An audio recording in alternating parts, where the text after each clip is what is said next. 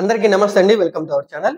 ఆంధ్రప్రదేశ్ రాష్ట్రంలో కూటమి ప్రభుత్వ పరిపాలనను ప్రస్తుతం మేడిపండుతో పోల్చొచ్చు. కొన్ని విషయాలు మినహాయించి చాలా విషయాల్లో మేడిపండు లాగానే కూటమి ప్రభుత్వ పరిపాలన కనిపిస్తా ఉంది. ప్రభుత్వ పెద్దలు చెప్తున్నటువంటి పైకి మాటలకి, గ్రౌండ్ లెవెల్‌లో ప్రజల దగ్గరికి వచ్చేసేపాటికి జరుగుతున్న పరిపాలన విధానానికి ఏమాత్రం కూడా పొంతన ఉండట్లేదు. మేడిపండు ఎలా అయితే పైకి ఆకర్షణీయంగా నిగనిగలాడుతూ లోపల పురుగులుంటాయో, ఆ విధంగానే గ్రౌండ్ లెవెల్‌లో కూటమి ప్రభుత్వ పరిపాలన మీద ప్రజల్లో మంచి అభిప్రాయం అయితే లేదు. వాళ్ళేమో మంచి ప్రభుత్వం అని చెప్తా ఉన్నారు. ప్రభుత్వ పెద్దలు, నాయకులు, ఎమ్మెల్యేలు, మంత్రులు. కానీ గ్రౌండ్ లెవెల్‌లో ప్రజల మటుకు మంచి ప్రభుత్వం అని ఎక్కడ కూడా అనట్లేదు. కొన్ని విషయాలు మినహాయించి చాలా విషయాల్లో మంచి ప్రభుత్వం అనేటువంటి అసలు ఆలోచన కూడా లేదనమాట.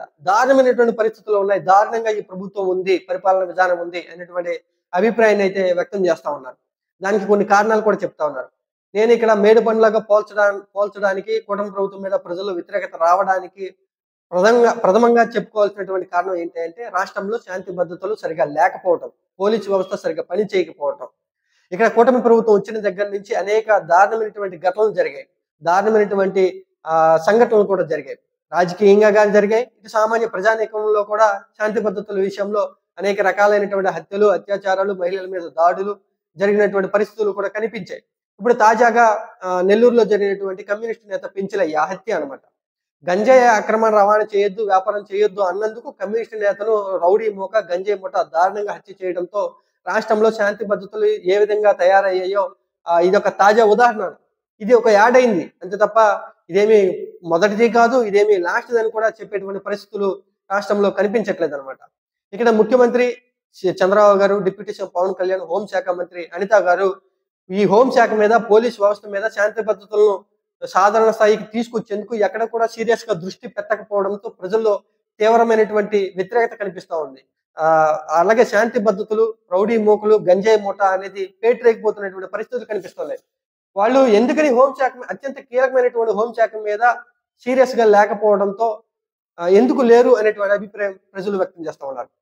ఇక గంజాయిని నిర్మూలించేశాం, కట్టడి చేసేసాం అని ప్రభుత్వ పెద్దలు చెప్తా ఉన్నా కూడా గ్రౌండ్ లెవెల్లో అది చాప్ కింద నీరులాగా వెళ్ళిపోతా ఉంది.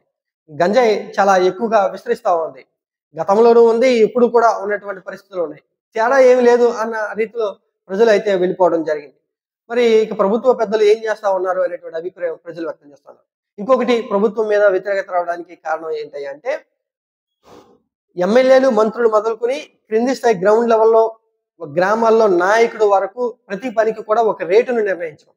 ఎమ్మెల్యేలు, మంత్రులు వారి యొక్క అవినీతి గురించి, దోపిడీ గురించి కూటమికి అనుకూలంగా పనిచేసేటువంటి పత్రికలు, టీవీ ఛానల్స్ రకరకాలుగా వార్తలు చూపించడం జరిగింది, రాయటం జరిగింది. అయితే గ్రామాల్లో ఉండేటువంటి నాయకుడు కూడా ఎవరికి ఏదైనా సమస్య వచ్చి సమస్యతో వారి దగ్గరికి వెళితే నీ పనికి ఎంత రేటు అని ప్రతి పనికి కూడా ఒక రేటును నిర్ణయించడం అనేది అంత దారుణమైనటువంటి పరిస్థితులు గ్రామాల్లో ఉన్నాయి, క్రింది స్థాయిలో కనిపిస్తా ఉన్నాయి. వీళ్ళంతా కూడా జేబులు నింపుకునే పనిలో ఉన్నారు తప్ప ప్రజలకి ఈ సమస్య పరిష్కరిద్దాం, వారికి అండగా నిలుద్దాం అనేటువంటి పరిస్థితులు ఎక్కడ కూడా లేవు. ఇంత దారుణమైనటువంటి పరిస్థితులు ఉన్నాయి అంటూ అభిప్రాయాన్ని వ్యక్తం చేస్తున్నారు. గతానికంటే ఇప్పుడు చాలా ఎక్కువైపోయింది. ఇట్లా ప్రతి పనికి కూడా రేటును నిర్ణయించడం, దారుణమైనటువంటి పరిస్థితులు ఉన్నాయి. అందరూ కూడా ప్రజల మీద పడి తింటున్నారు అనేటువంటి పీకు తింటున్నారు అనేటువంటి అభిప్రాయం ప్రజలకు చాలా బాగా బలంగా వెళ్ళిపోయింది అనమాట. ఇక ఇంకొకటి ఏమిటి అంటే ప్రజలంతా కూడా ప్రభుత్వ కార్యాలయాలకి వెళ్ళడం చాలా ఎక్కువైంది.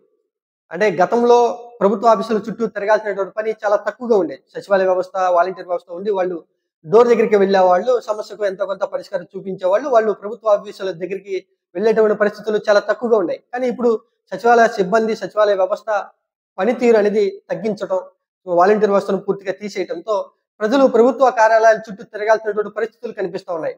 ప్రతి కార్యాలయం చుట్టూ కూడా. అలా ప్రభుత్వ ఆఫీసు దగ్గరికే, ప్రభుత్వ అధికారుల దగ్గరికే ప్రజలు సమస్యలు చెప్పుకోవడానికో, పరిష్కారం పొందడానికి వెళ్తా ఉంటే వాళ్ళు లంచాలు ఎక్కువగా డిమాండ్ చేస్తా ఉన్నారు.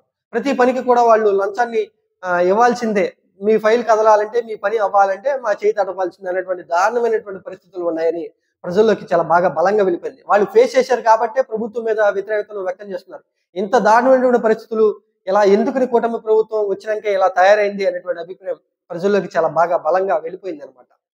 ఈ రకంగా కూటమి మీద మంచి అభిప్రాయం లేకపోవడానికి ఇవన్నీ కూడా కారణాలుగా నిలుస్తా ఉన్నాయి. ఇంకొకటి ఏమిటి అంటే ప్రభుత్వం వాట్సాప్ గవర్నెన్స్ తీసుకొచ్చాం, దాని ద్వారా ఆన్‌లైన్‌లోనే మీ పని అయిపోతుంది. ఫోన్‌లోనే మీ పనులు అయిపోతా ఉన్నాయి. మీరు ఆఫీసుల చుట్టూ తిరగాల్సినటువంటి పని లేదంటూ వాళ్ళు చెప్తా ఉన్నారు చాలా గొప్పగా.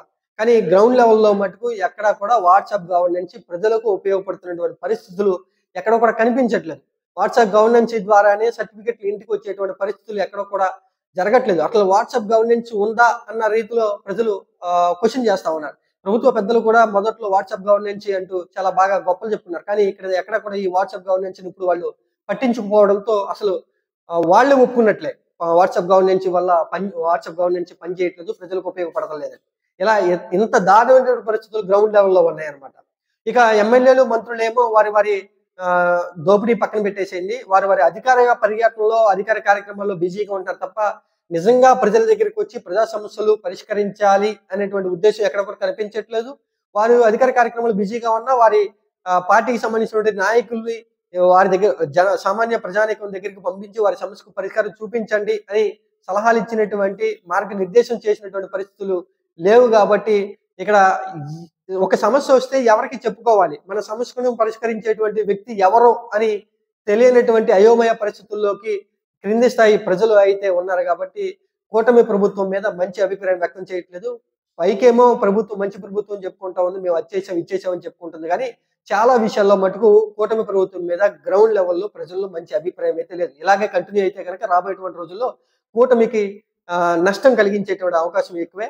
రాబోయేటువంటి రోజుల్లో చాలా గడ్డు పరిస్థితులు కూటమి వాళ్ళు ఎదుర్కోవాల్సినటువంటి పరిస్థితులైతే కనిపిస్తాయి.